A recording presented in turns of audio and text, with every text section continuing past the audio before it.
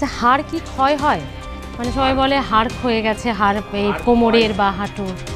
হাড় ক্ষয় বলতে দেখুন, একটা যেটা হয় হাড়ের ঘনত্ব কমে যাওয়া, যেটাকে অস্টিওপোরোসিস বলা হয়। আর একটা সাধারণত রোগীরা যেটা বলেন কোমরের হাড় ক্ষয়ে গেছে বা হাঁটুর হাড় ক্ষয়ে গেছে, সেগুলো অ্যাকচুয়ালি ডিজেনারেশনটা বলেন। কোমরের যেটাকে আমরা স্পন্ডাইলোসিস বলি, সেটাকে অনেক সময় তারা হাড় ক্ষয়ে যাওয়া বা অনেকে যেটা অস্টিওফাইটগুলোকে অনেকে বলেন হাড় বেড়ে গেছে, এরকমটা অনেকে এক্সরে দেখে অনেক সময় যে পেশেন্টগুলো বুঝতে পারেন না, মেডিকেল টার্মগুলো তাদের পক্ষে কঠিন হয়ে যায়, তাদের ক্ষেত্রে হয়তো অনেক ডাক্তারবাবু এইভাবে বোঝান, ঠিক আছে।